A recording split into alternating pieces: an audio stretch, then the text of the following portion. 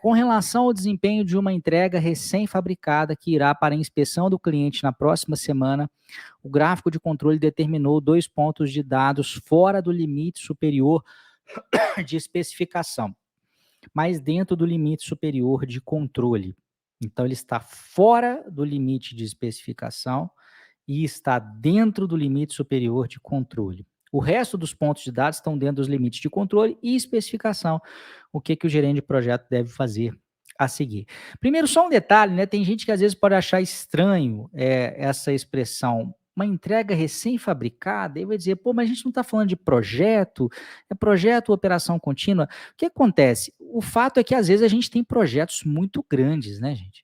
Eu mesmo já participei como uma espécie de PMO terceirizado de um projeto que era de construção de uma indústria. Imagina uma siderúrgica. Eu sempre gosto de dar esse exemplo, né? Uma usina siderúrgica. Você construir uma usina siderúrgica, isso é um projeto. Né? E imagina, e aí, nesse caso, há necessidade de se fabricar equipamentos, de se fabricar, e muitas vezes vinha coisa até de fora do país, então, eventualmente, isso pode acontecer, e essas entregas são especificadas, e etc. E aí, além disso, né, esse nem é o ponto principal aqui, é mais um detalhe que eu estou comentando. Para a gente entender essa questão, a gente tem que entender esse conceito aqui, que é um conceito técnico, né, de gráficos de controle. Pode até ser que, eventualmente, algumas pessoas tenham respondido sem conhecer o conceito a fundo, meio que pelo bom senso ali no chute, mas o fato é que conhecer ajuda muito, né?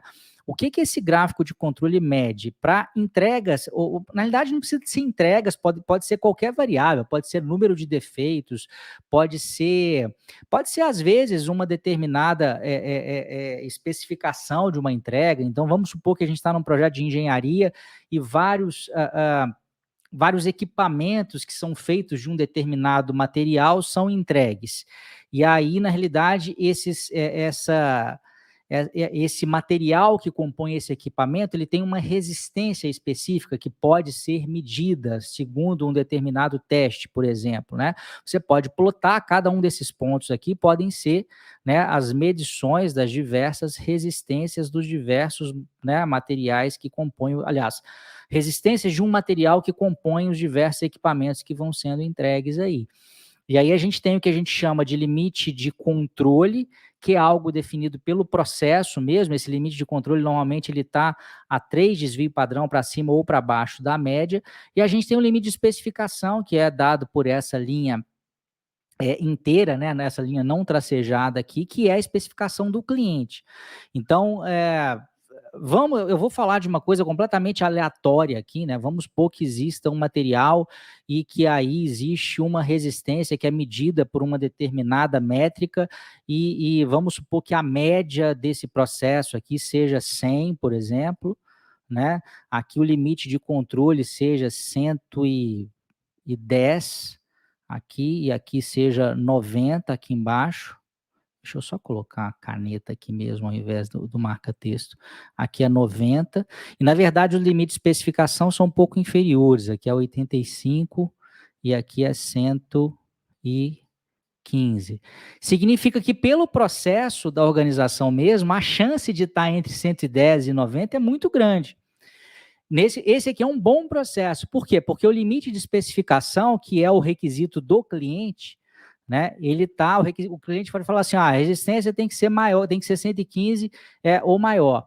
E aí você tem uma probabilidade gigantesca disso atender, porque o processo de criação, né, desses equipamentos, ele te diz que, em geral, vai estar entre 90 e 110. Então, se o cliente diz que tem que ser 115 ou mais, na verdade é o contrário, né? Que não pode passar de 115, que teria que estar dentro desse intervalo, as coisas estão mais ou menos sob controle aqui. Então, assim, quando os limites de controle estão dentro dos limites de especificação, a coisa é mais tranquila. Só que a questão está justamente falando de uma outra situação, que é essa que está aqui embaixo, em que o limite de especificação, né, ele está dentro dos limites de controle. Então, na verdade, você pode eventualmente ter elementos aqui, ó, entre um e outro aqui, ó, que vão estar que no fim das contas, na verdade até deixa eu apagar aqui, esse assunto ele é meio complicado, e eu tenho que tomar cuidado para não confundi-los aqui, né? Então, se o limite de controle ele está fora, eventualmente corre o risco de o meu processo produzir aquele equipamento do ponto de vista do meu processo está ok, mas ele está passando daquilo que foi especificado pelo cliente. E se o cliente especificou uma coisa e eu não estou atendendo a especificação daquele cliente, né? Eu não posso entregar isso para aquele cliente. Então, olha só, voltando aqui à questão, né? Determinou 2 pontos de dados fora do limite superior de especificação, mas dentro do limite superior de controle. Se ele está fora do limite superior de especificação, se ele não está atendendo a especificação do cliente, ele não pode ser entregue para o cliente. Então, a resposta é a letra C. Não apresente entrega para a inspeção do cliente, pois o processo está fora dos limites especificados pelo cliente. Ele está dentro daquilo que está dentro do limite de controle, mas a especificação ela é mais... digamos, ela é mais exigente do que o próprio limite de controle ali do cliente, que é uma situação ruim. Nesse caso, a gente não deve levar essa entrega ao cliente, tá? Esse assunto, gente, eu precisaria de um pouco mais de tempo para explicar aqui. Então, assim, para quem nunca viu os gráficos de controle, aqui eu padeço um pouco desse problema, tá? Quem nunca viu os gráficos de controle, eventualmente pode ter uma certa dificuldade de entender, porque eu demoraria, sei lá, pelo menos uns 20, 30 minutos para falar de toda a teoria, então eu vou ter que ficar com essa explicação um pouco mais resumida mesmo, tá? Pode até parecer que para muita gente, pô, tá difícil de entender, e eu entendo, mas essa vai ser a única questão desse tipo aqui que demanda um conhecimento mais técnico mesmo, tá? E se você gostou desse vídeo, dessa explicação, é claro, você tem interesse em gerenciamento de projetos, tem interesse na certificação PMP ou na certificação CAPM, que é a irmã mais nova da PMP, né, para quem ainda não tem experiência em gerenciamento de projetos, e é bem provável que você queira saber mais a respeito do meu curso preparatório para essas duas certificações. Eu vou deixar na descrição desse vídeo um link para que você possa clicar, assistir ao vídeo explicativo, e se for do seu interesse, já se inscrever. A gente tem uma próxima turma começando no dia 22 de agosto, só que olha só, se inscrevendo agora de imediato, além de ter um descontão, você já pode começar os seus estudos na turma atual e também participar integralmente da próxima turma, que é a turma 34, que começa lá no dia 22 de agosto, tá?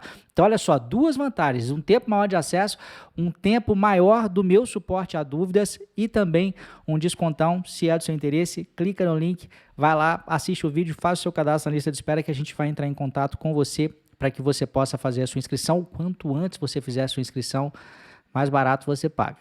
Um abração, até a próxima, tchau, tchau.